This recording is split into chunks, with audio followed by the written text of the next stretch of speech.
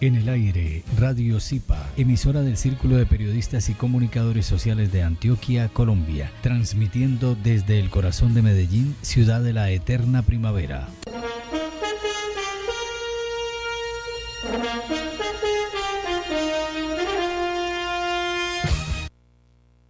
Somos latinos. Somos profesionales. Somos Zipa Estéreo.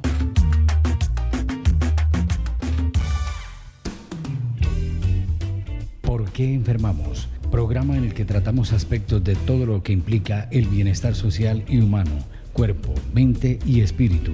Conduce y dirige el doctor Fernando Calle, psicólogo social y psicoanalista. Escúchelo todos los martes de 10 a 11 de la mañana en Radio Zipa Estéreo. ¿Por qué enfermamos? Muy buenos días, estamos de nuevo en el programa ¿Por qué enfermamos? Buenos días, María Isabel. Buenos días, muchas gracias. Buenos días, Abraham. Qué bueno que te vemos la cara por aquí en cabina. Qué bueno, sí. Nuestro director aquí de la emisora. María Isabel, te propongo entonces que retomemos el tema de la responsabilización. Es un tema crítico, crucial para esta época, sobre todo para el momento en que estábamos viviendo en Colombia con esto de la reinserción y con esto de la entrega de armas de las FARC. Hay un movimiento bastante importante ahí que es conveniente orientar, ¿cierto? Y lo orientamos desde el punto de vista ya no político, en el sentido de que lo que ha de hacer el gobierno, lo que hemos de hacer en la vida cotidiana, sino que lo miremos en el sentido de las posibilidades, las alternativas que nos genera en el sentido del crecimiento. Si demos por hecho, si tuvimos 200 años de guerra, aquí decimos 200 años de guerra, no 60 años de guerra, porque finalmente venimos de la patria boba y caeríamos en la patria tonta o la patria estúpida, si no nos damos cuenta de que esto es una oportunidad que nos está dando la existencia.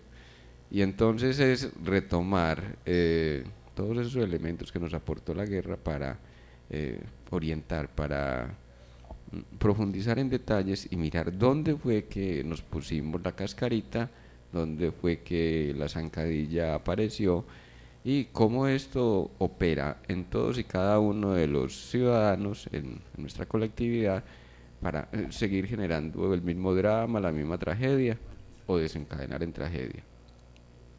Entonces la idea es cómo hacer para asumir en responsabilidad desde cada uno. Decimos entonces con Aristóteles que la responsabilidad es la mejor posición política que podemos, óigase bien, la posición política más profunda, más nonadimensional, es decir, de todas las dimensiones, es el camino de sí mismo, ¿cierto? Hacernos cargo de lo que nos corresponde, de lo que nos toca o nos ha tocado vivir en otras vidas, en otras... hagamos de cuenta que nosotros somos habitantes del siglo XVIII y venimos al siglo XIX, llegamos al siglo XX y estamos aquí para comprender aquello que en colectividad hemos vivido. ¿Qué pasa? Es importante que entendamos en términos de las dinámicas, ¿cierto? Cómo se intercompenetra la dimensión singular con la dimensión colectiva. Una de las razones por las cuales, oígase bien, una de las razones por las cuales hemos estado en repetición es porque no nos hemos hecho cargo. Entonces dejamos que el líder, que el caudillo, que el jefe de turno nos lleve para el lado que le dé la gana y nos utilizan desfavorablemente.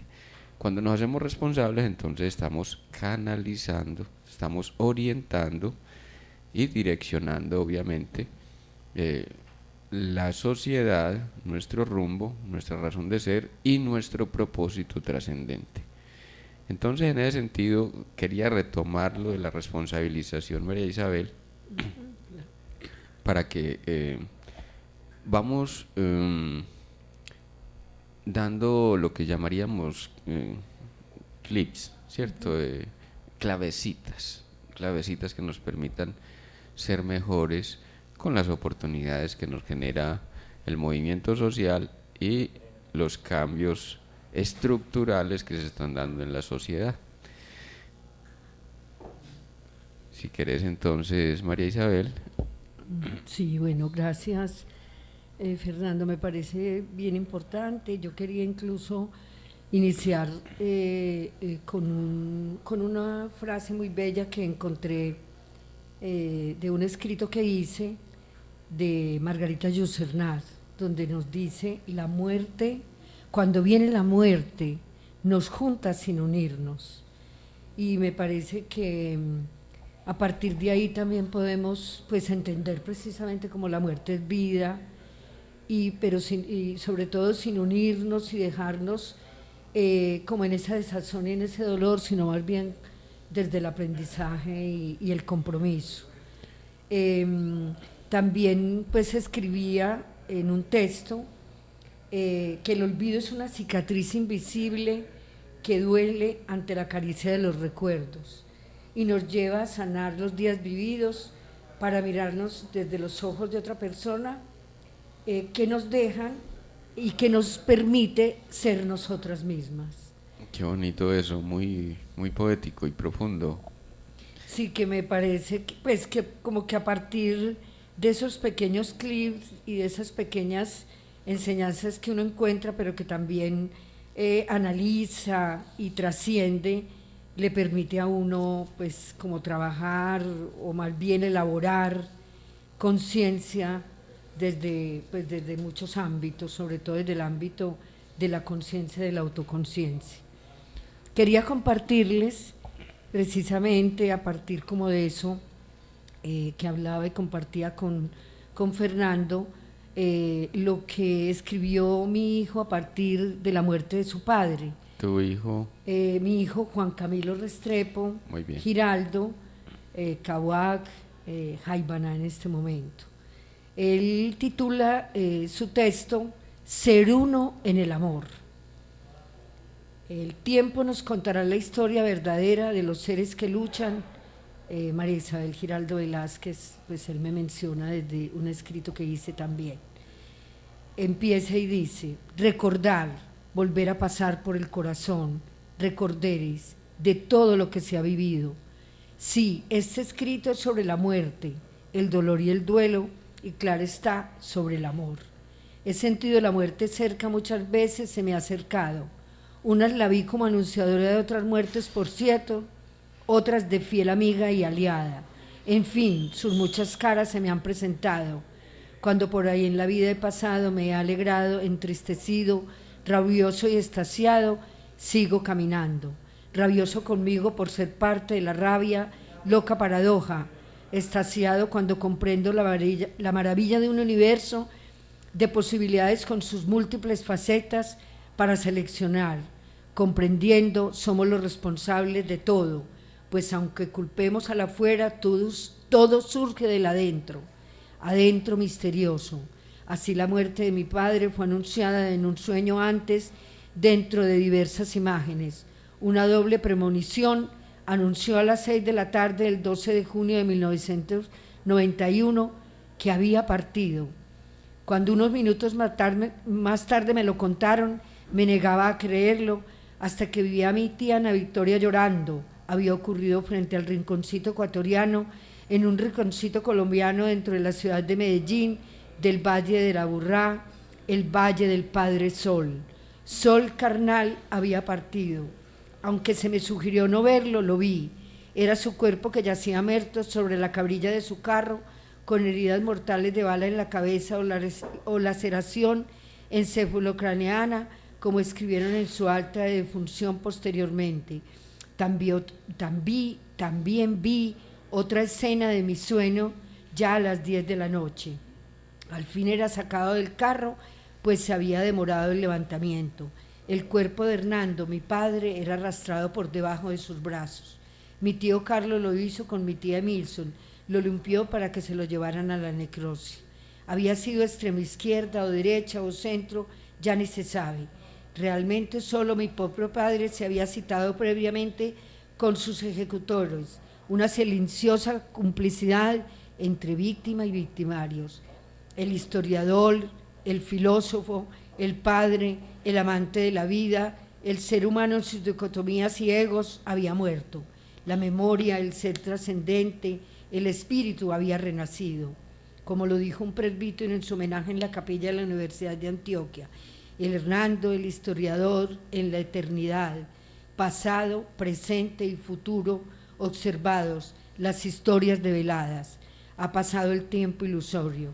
Ya se comprende que los seres humanos pasamos por diferentes pruebas de vida y con nuestras luchas, nuestros esfuerzos, podremos dejar las memorias que nunca se pierden, pues en la mente común, en la noosfera, se encuentran grabadas, esculpidas nuestras memorias, nuestras invenciones, nuestros más profundos anhelos. La cósmica historia se está escribiendo, la historia verdadera se realiza con cada acto, pensar y sentir. Llegó la hora de encarnarse. Siempre tienes la elección. Puedes ser hijo del miedo, nacido de los miedos profundos, o un hijo del amor, naciendo del amor incondicional. Siempre es tu elección. Cuando llegue la hora de entrar en el juego del amor, seguirás teniendo la elección. Puedes volverte uno con el amor. A los hijos del amor, esta elección les parecerá natural. A los hijos del miedo les dará miedo hasta que se suelten a ser uno en este juego purificador del amor. Quienes como madera que alimenta el juego, elijan ser uno con el juego del amor, se convertirán en eso, juego del amor. Quienes no, pues serán cenizas, pero seguirán teniendo la elección de renacer de sus propias cenizas como el ave fénix y así encarnar con su plumaje de juego en el amor universal. Juan Camilo, tu hijo. Qué bonito, qué bonito. Hay varios elementos que cabe destacar allí en el escrito. Me atrevo pues como a interpretar a Juan Camilo, y es que da cuenta de cómo entiende él y cómo nos ayuda a entender de que estamos aquí para comprender, para despertar la sabiduría. La sabiduría es saber. Saber viene y tiene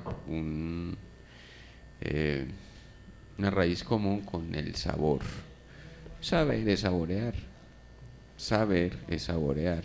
Entonces se trata de que podamos saborear la existencia con todas sus adversidades, con todas sus arbitrariedades, aparentemente arbitrariedades, que convocamos. Somos nosotros los que convocamos las arbitrariedades porque necesitamos esas situaciones para crecer. ¿Por qué? Porque somos entidades espirituales viviendo lo humano, ¿sí? Si estamos viviendo lo humano, entonces aquí no es lo que yo vivo, sino lo que le estoy permitiendo a la conciencia crecer. Pero si me conecto con la conciencia, entonces voy al sentido espiritual, el soy yo, el yo ser superior, que nos permite en conexión con el espíritu entender, asimilar y trascender esas experiencias que aunque nos parezcan absurdas, pues las vamos asimilando y las vamos moldeando para que produzcan efectos nuevos. Mira, una situación de saborear el dolor de la muerte del padre le permite a Juan Camilo, y obviamente a ti que estás aquí, le permite o nos permite también entender de que todos nuestros muertos no necesitan venganza. ¿Por qué? Porque ellos buscaron el camino, ellos eran responsables de esa situación. Y eso hay una parte muy hermosa, porque es donde verdugo y víctima vienen a encontrarse, ¿cierto? Se dan cita en un sitio, en el más inesperado paraje de la existencia donde convergen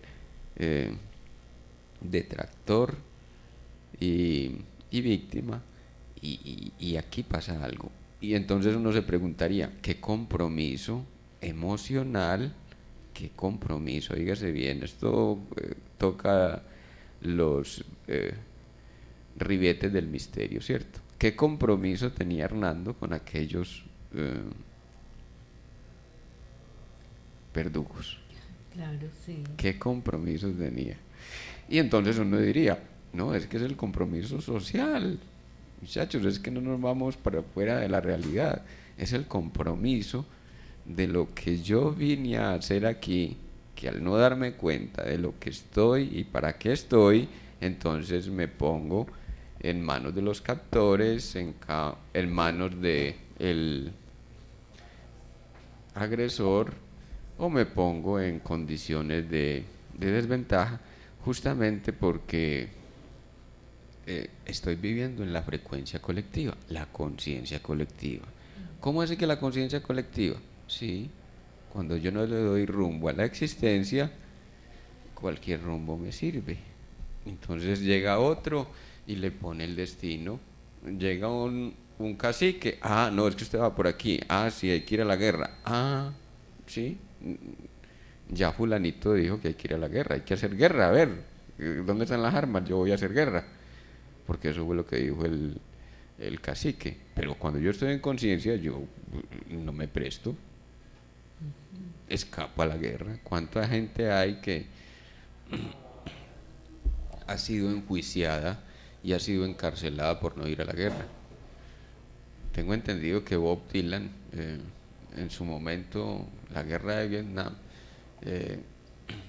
lo cogieron lo reclutaron para ir a la guerra, y él se niega absolutamente a ir a la guerra, y esto le trae encarcelamiento, le trae un juicio por traición a la patria y todo eso, y él lo asume como parte de lo que tiene que vivir. O sea, tampoco dijéramos que se declara culpable, sino que simplemente sabe que está luchando por un ideal, y es que no está de acuerdo con la guerra.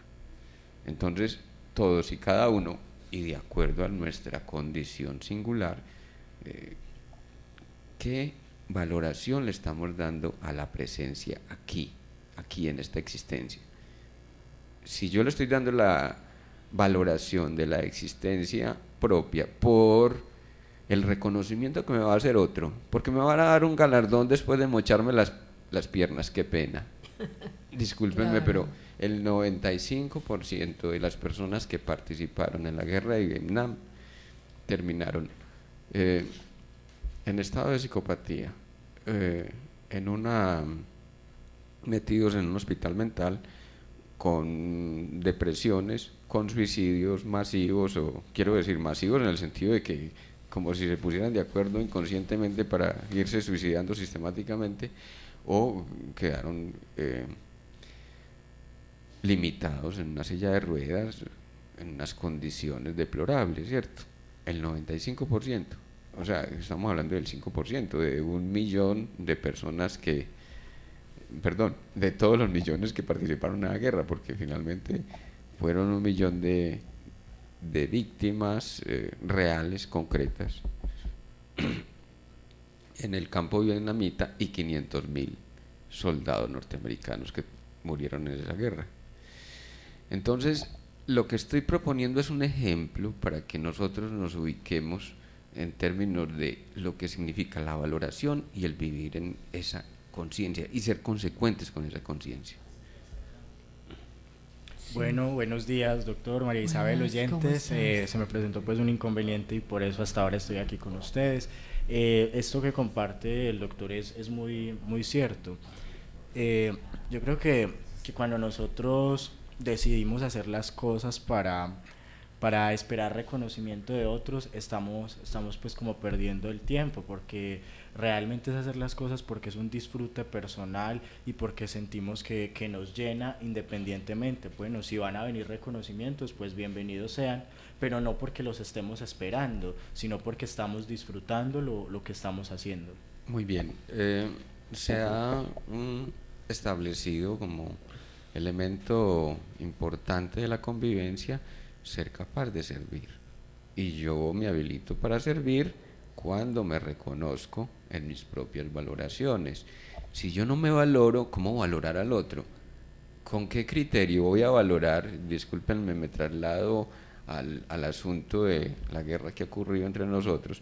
¿Cómo voy a valorar a ese vecino que no sé por qué condiciones o qué implicaciones psicológicas, espirituales, de evolución de la conciencia, viene a alquilar el apartamento justo delante de su casa o al lado de su casa? Y entonces me pongo a pelear con él. Sí, me pongo a pelear con él, pero era con él que me tenía que encontrar. Justamente vine a dar ahí, a ese momento y a esa situación, porque tengo que vivir una experiencia. Y esa experiencia entonces la asumo en consonancia con lo que convoca mi conciencia. Dijéramos que entonces me mato con el vecino. Lo que ha ocurrido pues en nuestra sociedad es terrible, porque entonces un exguerrillero se vinculó con el paramilitarismo, entonces empezó a señalar a los que habían disque participado y que habían sido de alguna manera mentores o partidarios de la guerrilla. Entonces ahí vino la matanza, ¿cierto? Entonces ya el señalamiento, fuera por envidia, por rabia, por lo que fuera, eso trajo una debacle social y obviamente pues nos hicimos cómplices. Fíjese bien, primero fuimos combatientes dizque en contra del sistema y luego por razones ya muy afectivas terminamos envueltos en una vindicta, en una reivindicación de asuntos muy propios. Porque es que él mató a mi papá, pero es que le mataron a su papá porque finalmente los dos estaban engarzados en la misma frecuencia de reproducir la violencia. Entonces estamos diciendo allí de que no tomo el sabor que tiene la experiencia, no lo vivo en conciencia y entonces el sabor se va por el lado de la emoción. Es que me supo maluco. Sí, le supo maluco, pero era para que usted entendiera de que esa fricción molesta era un signo, una señal para evolucionar, para avanzar, que nos permitiera entender de que así no se vive. Sí, las circunstancias que llegan a la vida, la idea de cada una de ellas es aprender algo, que nos dejen una lección. Pero ¿qué pasa? Hay personas que la cogen y listo, bueno, me pasó esto, la lección y lo que debo aprender es esto. Pero hay otras que como que por más, no sé, sufrimiento o situaciones duras que lleguen, no aprenden. Exacto. Y el aprendizaje, yo sé que muchos dirán, no, pero sí hay que dejar que las vivencias vayan marcando el sentido evolutivo de la conciencia. No, pero ¿y entonces para qué tenemos conciencia? Miren una cosa, y es conveniente aclararlo de entrada. Si somos entidades espirituales viviendo la experiencia humana, entonces tenemos tres planos de existencia. Un cuerpo físico que refleja el espíritu, ¿cierto? Un cuerpo mental que refleja los pensamientos y la realidad que generamos. El cuerpo espiritual es sutil. El cuerpo espiritual creó este cuerpo. Ahora, llegamos al cuerpo álmico o el cuerpo espiritual cuando, situados en la esfera de el por qué estamos aquí, para qué estamos aquí, entonces nos ubicamos en el campo más elevado, que es el sentido de la evolución, en ese conocimiento, en ese saber. Saboreo lo que vivo y lo saboreo para procesarlo, no para quedarme ahí en repetición. Y es ahí donde no hay evolución, porque entonces me traslado al plano físico y me vuelvo fenoménico. Quiero decir, creo que las laceraciones que ha sufrido mi cuerpo no son más que imposiciones del mundo exterior, imposiciones de los otros, o en el peor de los casos, digo que es que me están poniendo cosas o que me tienen envidia y este tipo de cosas. Entonces nos quedamos en el plano meramente físico, reflejo de lo que es el campo espiritual, y justamente la conciencia nos convoca a ser intermediario. Óigase bien, la conciencia nos invoca, o nos convoca, perdón, a intermediar entre la comprensión, el saborear, la experiencia, la vivencia, ¿cierto? Y el propósito trascendente. Entonces lo que estamos haciendo aquí hoy es conectar esas tres dimensiones de lo que somos.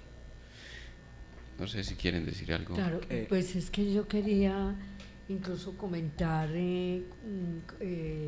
como pues un elemento que es causal y que tiene que ver como con la parte, con lo que explicabas de la narración que Juan Camilo hace.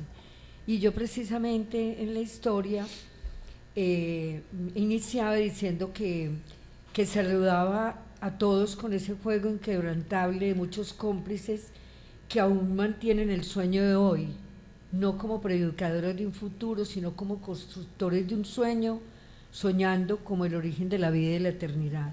Y decía que esa razón de esta historia, pues de la historia de Hernando, habían preguntas y reflexiones que incluso él se hacía, y que paradójicamente pues nosotros hablábamos una vez, y que por eso pues digamos, tanto yo con mis 3 hijos hacíamos conciencia de que Hernando tuvo un descuido, un poco pues con lo que tú expresabas ahora, porque él dice que él hablaba de un pensamiento reflexivo del hombre americano, y decía, un afán por tomar conciencia de nuestra situación, por encontrar y definir ese ser nuestro que solo lo conocemos conociéndonos.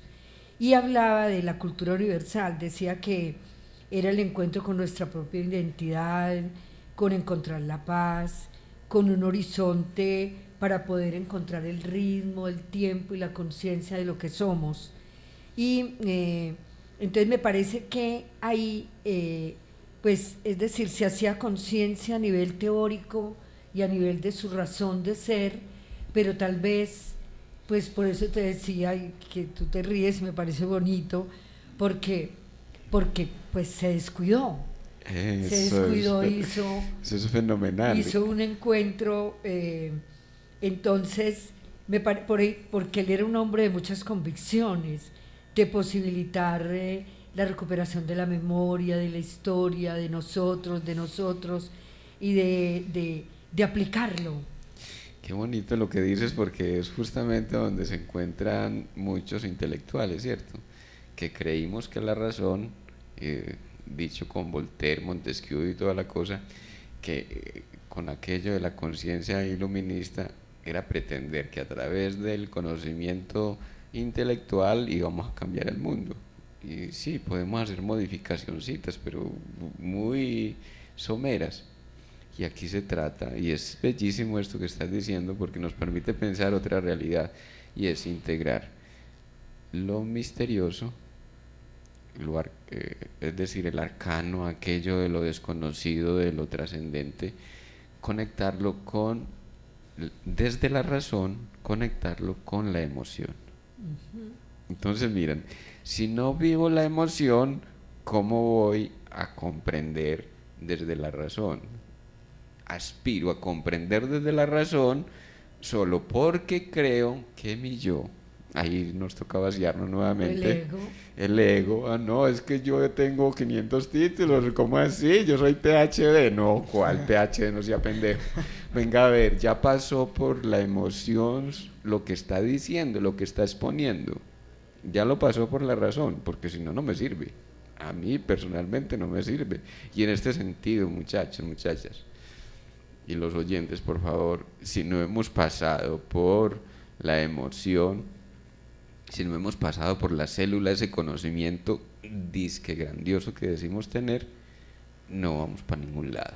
Solamente lo que vamos es a reproducir los sistemas de poder o apalancarlos, porque hay una cosa que es de una dulzura, diría yo, y a la vez de una profundidad exquisita, y es si tengo en cuenta de que toda evolución incluye los 3 planos, cuerpo físico, cuerpo mental y cuerpo espiritual, entonces hay realmente evolución. De lo contrario, lo que hay es repetición. ¿Por qué? Porque los designios del inconsciente, ahí es donde estamos. ¿A qué le llamamos inconsciente? A ese sentido emocional con que asumimos la existencia. ¿Qué nos mueve? Que el resentimiento, que la rabia, que la responsabilidad social, que los ideales, todos son emociones, son derivados de las mismas emociones. Esas racionalizaciones tan profundas y acabadas que hacen los ¿cómo se llaman? Los estudiosos de la política. Bueno, la quedamos debiendo. Politólogos, no. Los politólogos. Sí. Qué bueno, sí. Bueno. Gracias. Esas reflexiones tan profundas que hacen los politólogos y que es que esto va para acá y esto va para allá. No, estamos hablando del para qué. Sí. No estamos yendo a la causa. Sí, porque imagínate que pues recién muerto Hernando, pues recién descendido, yo incluso pues escribía, y pues quiero compartirles que decía yo pues que el olvido no existe. Entonces le escribía: Hernando, estás como un dragón con apatía, con armadura de fuego y de viento, dando calor a mis palabras, a mi danza, a mi voz, para contar la historia que memorizamos, porque fue vivida, amada, entretejida. Huele a vos, huele a flores frescas, huele a musgo, no te olvido. Qué hermosura. Porque realmente pues es eso, es vivirlo, pero con la emoción del sentimiento y no del dolor y de la rabia realmente, sino más bien como esa cosecha de amor que hubo pues entre él y mis hijos como familia. Y que nos deja otro margen de enseñanza, ¿cierto? Cómo ustedes vinieron a aprender a través de él. Y no fue por, dijéramos que hay unas cosas que quedaron positivas, sembradas, seguramente su intelectualidad, su gusto por la justicia o su sentido de justicia, su interés de avance de la humanidad, obviamente pues desde el intelecto, sin demeritar pues su propósito, pero que nos viene a dar cuerda en un sentido más profundo, y es que los marcó a ustedes emocionalmente. Claro. O sea, ustedes llegaron a vivir esa experiencia porque necesitaban un padre para tus hijos y un esposo para ti que les enseñara lo que es caer en el mártir del sacrificio. Claro. Y quedar en esa picota significa no solamente dejar una experiencia profunda para quienes sobreviven a la experiencia, sino también ayudar a entender de que cada quien es responsable. Y en este sentido él dejó la experiencia en el sentido de ayudar a entender lo que es el desprendimiento, lo que es el desapego, lo que es la pérdida por violencia, lo que es la continuidad de la guerra desde el frente de la lucha por los derechos humanos. Claro. Sí, porque pues es paradójico, porque es que se está pensando y luchando por los derechos humanos. Entonces uno se preguntaba, incluso yo me hacía unas preguntas y decía, ¿cuáles son? Y eran esos pensamientos e ideas escritos por Hernando que se repiten. ¿Cuál es la visión espiritual del hombre contemporáneo? ¿Cómo indaga por su presencia en el mundo, su justificación y proceder histórico? ¿Cuál es su acción en el tiempo y la contracción del tiempo? Me pregunto, ¿esta será la idea de la muerte? qué es la exclusión, qué es la soledad, qué es el dolor, qué es la rabia. Pienso, el olvido como consecuencia de no hacer nada. ¿Será que hay una obligación de repetir la historia que no se quiere recordar? No, esta historia queremos reconstruirla, volver la memoria y no olvido. ¿Qué pasa cuando alguien mata? ¿Qué pasa cuando alguien es asesinado por sus ideas, por lo que pensaba, cuál eras y quiénes eran y quién tenía esa única razón a sabiendas de asesinar a un hombre cotidiano, Hernando, hasta en su manera de vestir? Qué bonito.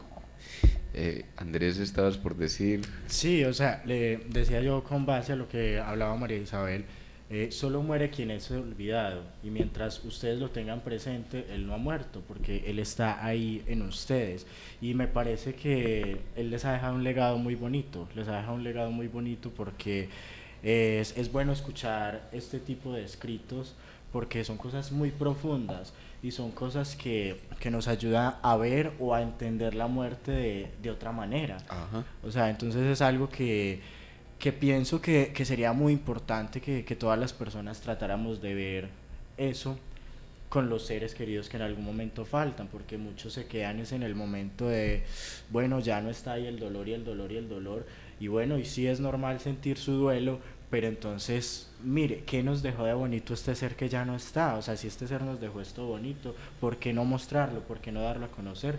Como está haciendo María Isabel hoy en el programa, por ejemplo. Genial lo que dices, Sí, es genial lo que dices, sí. y extendámoslo a que no solamente es para María Isabel, sus 3 hijos, los familiares cercanos, sino que hoy estamos diciendo de que esto se hace colectivo, o sea, estamos generando un movimiento importantísimo, y es ayudarle a la humanidad a través del dolor vivido por María Isabel y los hijos, los familiares, decíamos, amigos, que nos permiten digerir lo que significa la tragedia que hemos vivido, tanto por lo que nos está permitiendo ejemplarizar de cómo hemos vivido, ¿cierto?, pero también dar el paso hacia la comprensión. Estamos invocando en ese sentido ya desde el saboreo, desde la vivencia, saboreo la situación como una pérdida, como un desgarramiento, como un encuentro con lo desconocido, lo infinito, el arcano, qué sé yo, pero que a la final nos ubica dentro de otras coordenadas, las coordenadas que estamos mirando hoy. Si lo vemos a través de esos 3 cuerpos esenciales que somos, cuerpo físico, repito, cuerpo físico, cuerpo mental y cuerpo álmico o espiritual, entonces ya estamos conectando la dimensión de nuestra densidad física, nuestra densidad emocional, con el campo de conciencia que ya representamos en esta esfera, y a la vez estamos permitiendo que la evolución de la conciencia cristalice. ¿Dónde cristaliza la evolución de la conciencia? En un retorno de lo que María Isabel nos está contando. Esto es maravilloso porque es como si al proyectarlo se devuelve, y ya en términos de lo colectivo. O sea, Sí. vivo la experiencia para que la humanidad no tenga que repetirla. Claro, sí. Eso es grandioso, eso es hermosísimo. Pero entonces también es elevar la capacidad de conexión a eso que me está llegando. En este momento es muy llamativo que esté rondando tanto el violeta. El violeta lo vemos aparecer desde hace 2 años para acá en todos los planos. La película que vemos, prendemos la televisión y por ahí está el violeta por algún lado, miramos Las camisetas de las mujeres, del movimiento social de mujeres, las feministas. Ajá. Quédense mirando el sol, ojalá lo miren al despuntar el día o al caer la tarde. pues para que no le diera los ojos, ¿cierto? Quédense mirando el sol y mira, al momentico, 10 segundos, y se dan cuenta de que aparecen soles violetas. Y ustedes se darán cuenta que si ustedes aprenden a jugar con esa percepción que están teniendo, entonces ya están haciendo conexión con lo que llamaríamos la vibración del sol en términos de ser existente y ser de conciencia. Estamos diciendo, y esto lo hemos dicho a través de los programas, de que todo es susceptible de tener conciencia. Cuando yo me reconozco en existencia con el sol, él hace presencia en mí. Cuando yo me reconozco en conexión con los micrófonos, entonces ellos funcionan a la perfección, no tenemos complicaciones. Cuando comenzamos hace más o menos año y 3 meses, tal vez 4, estas emisiones, teníamos interferencia de todo tipo. Interferencia que aparecía un ruido, que se apagaban los micrófonos, que llegaba un ruido que no sabíamos de dónde era, alguien movía sillas no sé dónde, yo no sé de dónde aparecía tanto trasto y cómo era que movían tanta. y hoy las emisiones son nítidas y casi perfectas, ¿cierto? No deja de haber ruiditos, pero en otra frecuencia. O sea, es como si se hubiera establecido la conexión ya con esta frecuencia nueva que estamos generando, y esta frecuencia tuviera de por sí, miren, estaba hablando de una cosa completamente virtual. La frecuencia que generamos aquí tiene un efecto. Las emisiones, los videos y los audios que subimos a YouTube, entonces son más claros cada vez, y las ideas también se nos aclaran cada vez. Quiero decir, cuando estamos dando un cambio, y esto también es importante que lo tengamos en cuenta, cuando estamos dando un cambio significativo en nuestras vidas, aparece todo ruido. Entonces empieza a protestar el yo y nos aparece con una enfermedad. ¿Sí? Andrés viene para el programa y entonces que se va el bus, que salió a coger el bus y le olvidaron las llaves. O que eran las 9:15 y llega a las 10:30, a las 9:30. Exacto. Sí. O sea, esas interferencias que los eleves, que no son eleves, sí. Que son eleves, pero incluso conscientes, y pues que se hace conciencia. Eso. Y entonces me dijeron que a las 10 y yo entendí que era a las 10:30. Y estamos hablando de cosas sencillas. Hay veces que la realidad nos trae... Que uno ve pero no mira, o mira pero no ve. Mira, pero no ve. O oye pero no escucha. Uno relaciona... no, pues yo que tengo que ver con que muriera un ser querido.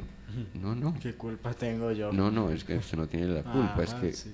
Pero discúlpeme, su yo está en trance de cambio y está buscando justificaciones afuera para seguir en sus rutinas y no dar el giro hacia la espiral. Quiere seguir en repetición. Miren, es que es una cuestión muy sencilla. El circuito del yo es repetitivo. El circuito de la conciencia es en espiral. Entonces, imagínense cómo despegar al yo de ese circuito circular que está repitiendo ese anillo ahí. Y miren ustedes lo significativo. Rutinario. Pues, exacto. Muy y bello. cómo metemos en una rutina, discúlpame María Isabel, ya te doy la palabra. Tranquilo.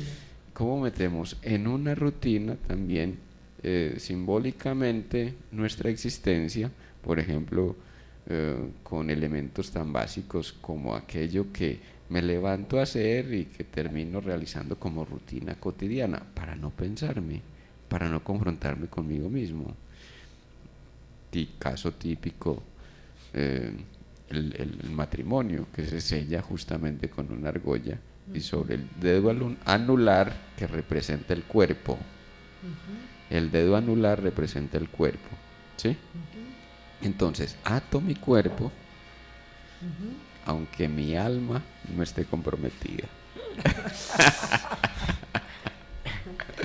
Mejor dicho, semejante, y hasta que la vida y hasta que la muerte los separe. Que no es cualquier bobadita esa sentencia. O hasta que aquellito nos separe. Bueno, ya era una broma. No, Era una broma.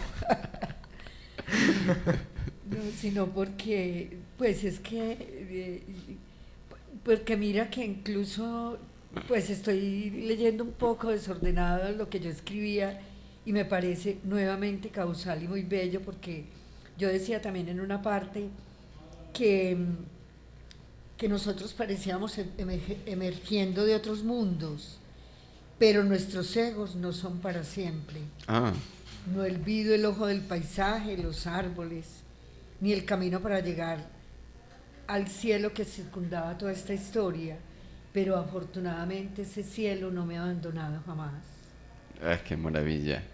Y miren, y de ahí diríamos que hay una parte tuya que percibe que el cielo es aquí, el cielo en la tierra. Cuando yo aprendo a vivir en la frecuencia conectiva, es decir, conectando el cuerpo físico, emocional, el cuerpo intelectual y el cuerpo espiritual, entonces ya es que el cielo es aquí. Este cuerpo fue creado para vivir en todas las dimensiones que nos permite este asunto de saborear la existencia y saborearla con sus ritmos, con sus variaciones, con sus altisonancias, con sus adversidades. Es que nosotros somos personas que tenemos la capacidad de crear o nuestro propio cielo o nuestro propio infierno, pero eso depende de nosotros mismos también. Exacto. Entonces ahí podríamos decir de que eso que depende de nosotros mismos son las ideas. ¿Dónde se soportan las ideas? En las emociones. ¿Para qué están hechos los pensamientos? Cuando no estamos conectados con el tercer cuerpo, el cuerpo espiritual, entonces los pensamientos reproducen literal, diferida o enmascaradamente las emociones. Sí, mire que pues yo quería incluso también compartir lo que Felipe, el hijo menor, escribía. También. Voy a leer de él, incluso un poco también de Luis Guillermo. Entonces él dice: preferiría no escribir lo que sentí o lo que siento, porque lo que sentí no tiene palabras. A mi manera de ver, no me interesa hacer catarsis pública, ya la hice hace años. Empiezo a escribir y pensar lo que siento y sentir. Los recuerdos de mi padre son recuerdos de niño, él tenía 11 años en ese momento. Son recuerdos de vida y por tanto son recuerdos bonitos. Realmente no los recuerdo trágicamente y no quiero hacerlo así. Recuerdo su olor, su cara, su voz, hasta su piel como si ayer lo hubiera visto, o en los momentos que siempre me acariciaba. Por ser recuerdos de alguien que tempestuosamente alejen de mí, han quedado en mí como un niño de 11 años que era entonces, sin rabia por lo sucedido. Buenos recuerdos de un niño que extraña a su papá, más que los de un niño que pregunta por un porqué evidente.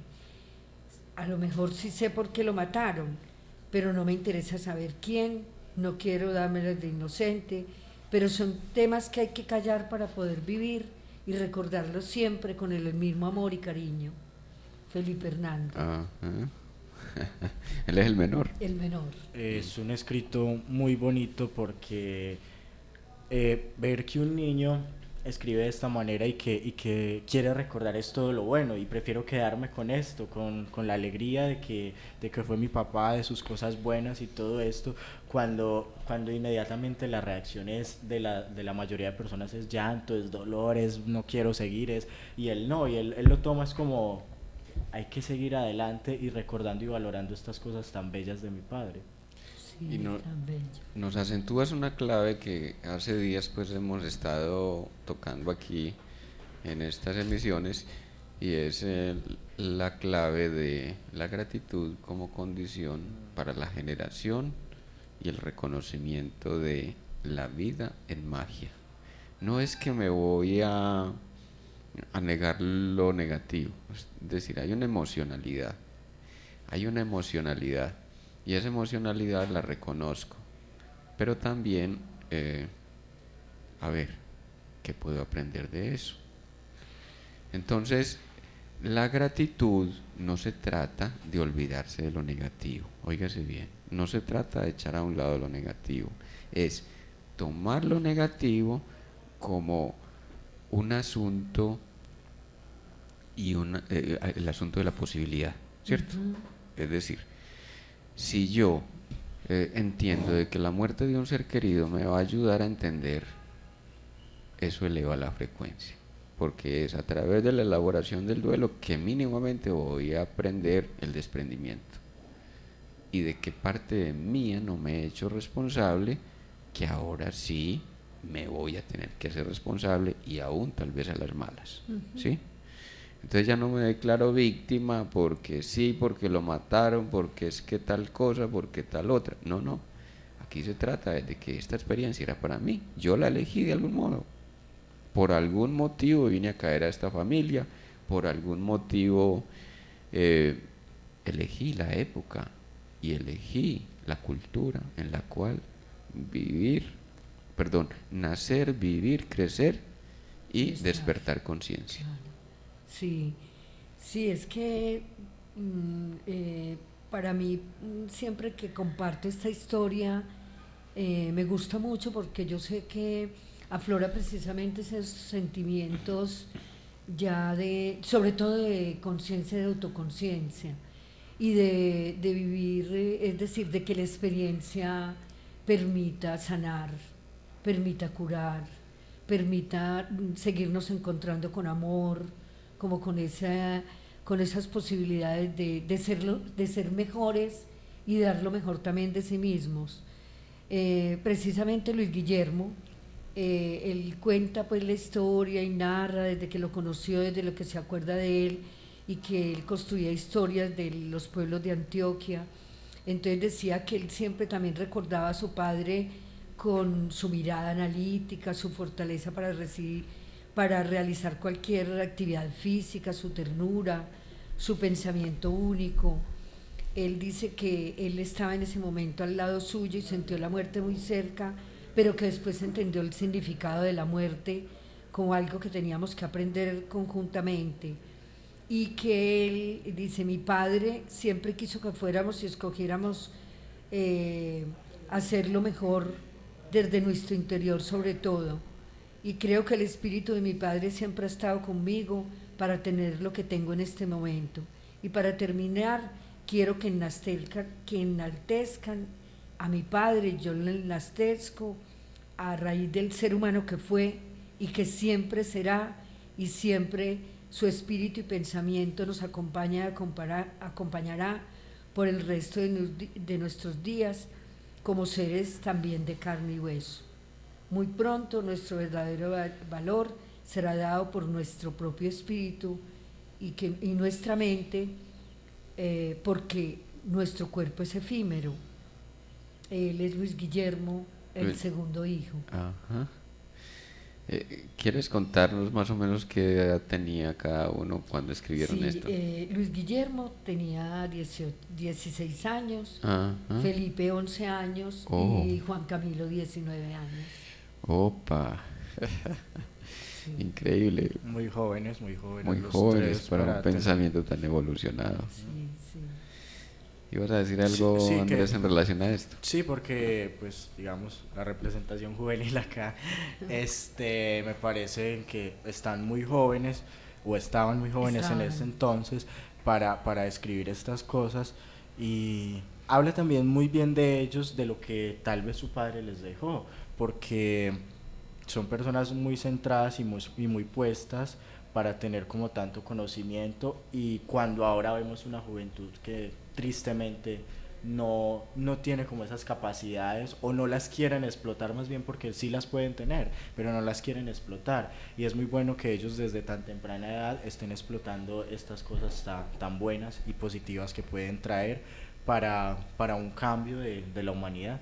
y que se convierten, cuando lo comparten, se convierten en una cantera para la humanidad. O sea, ¿cuánto podemos beber de todas estas experiencias?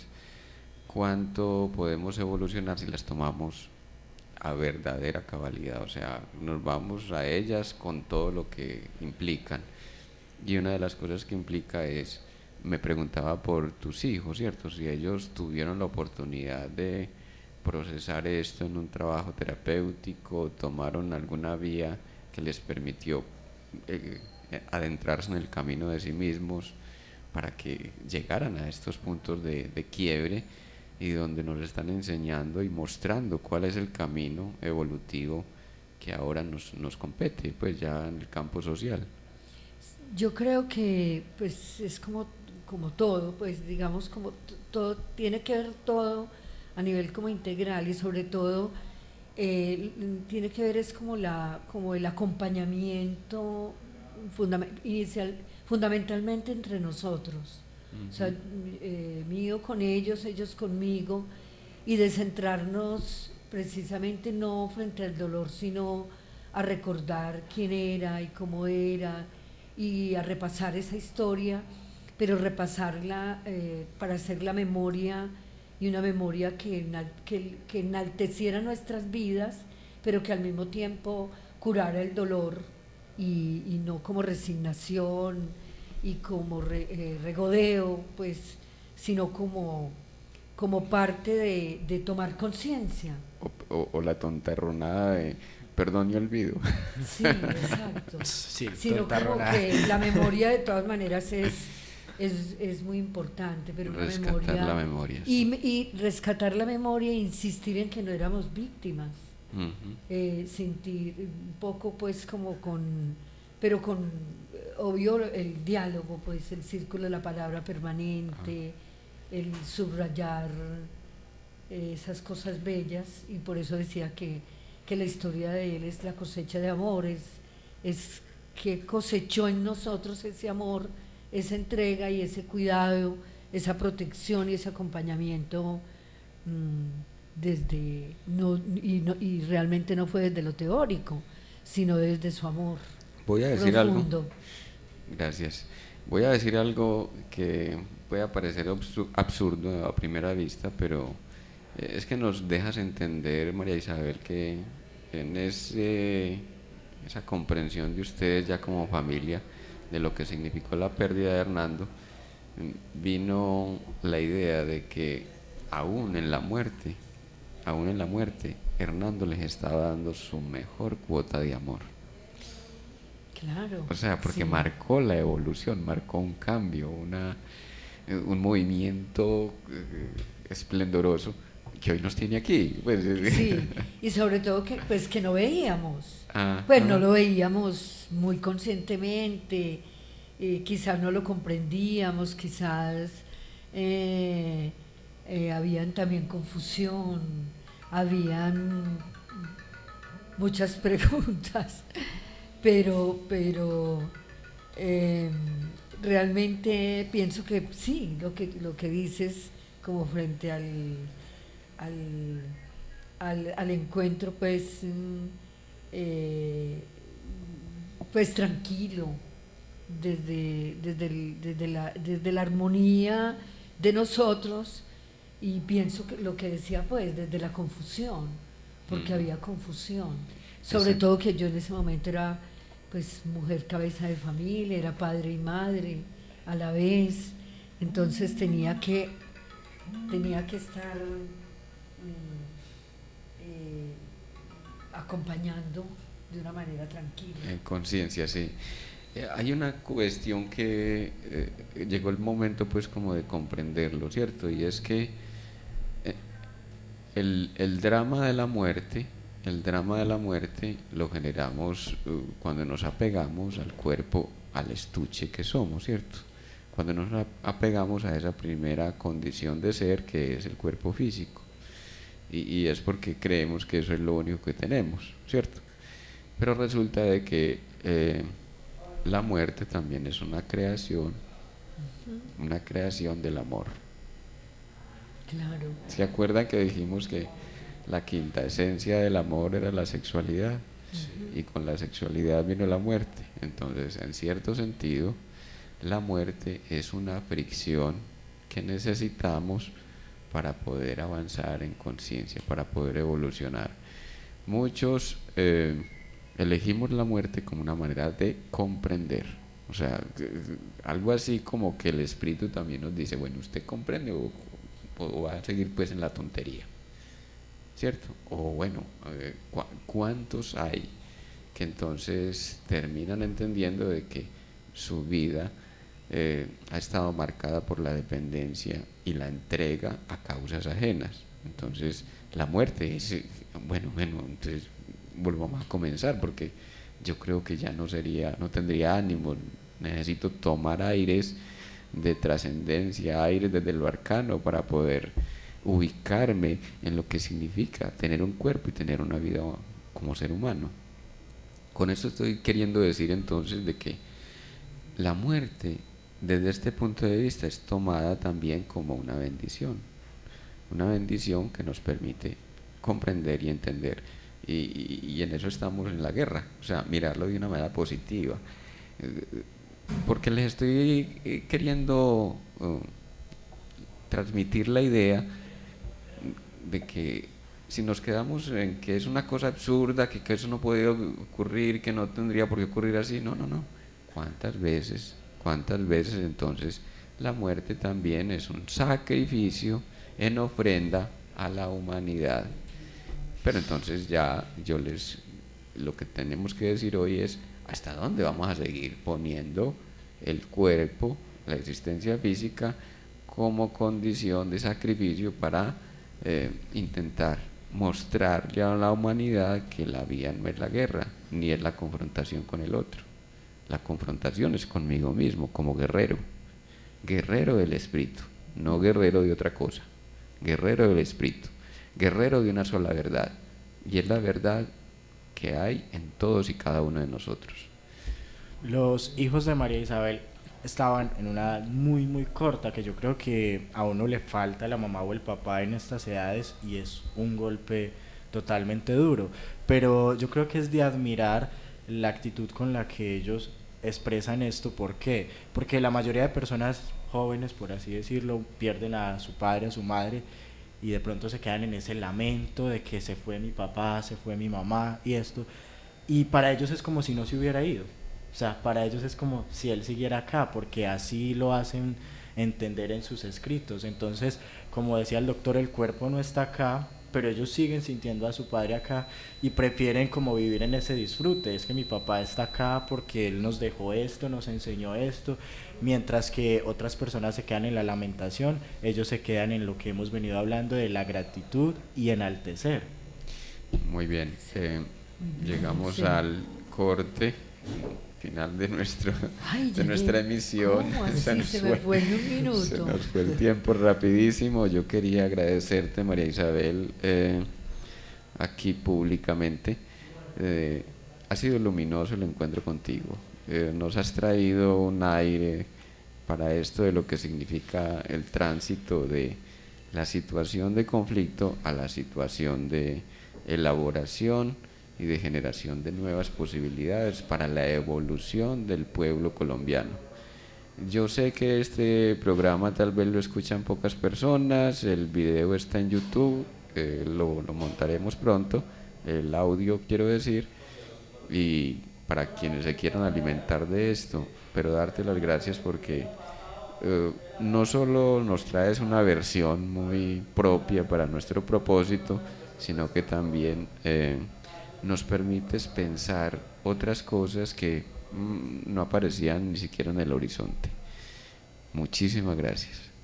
Fernando, pues sí, con mucho gusto. Además también para mí es, por un lado, muy grato, pues es de gratitud también por tu confianza de poder estar aquí conversando contigo y al mismo tiempo aprendiendo y reelaborando y resignificando pues lo que uno vive y siente y que también a veces tampoco lo piensa exactamente como tú lo planteas, pero me parece que tiene que ver también con ese trabajo que se ha venido haciendo fundamentalmente pues con las mujeres, el acompañamiento a las mujeres que han tenido situaciones similares y dar luz para que en sus escritos salgan otro tipo de sentimientos, de emociones, de palabras, de lavar esas heridas desde el amor.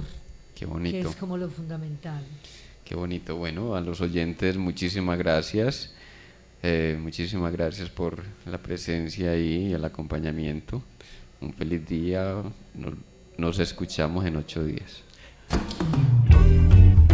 Aquí finaliza ¿Por qué enfermamos? Con el doctor Fernando Calle Valencia, programa en el que tratamos aspectos de todo lo que implica el bienestar social y humano, cuerpo, mente y espíritu.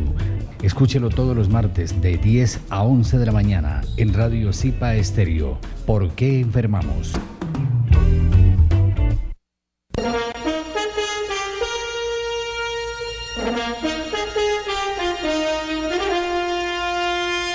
En el aire, Radio Zipa, emisora del Círculo de Periodistas y Comunicadores Sociales de Antioquia, Colombia, transmitiendo desde el corazón de Medellín, ciudad de la eterna primavera.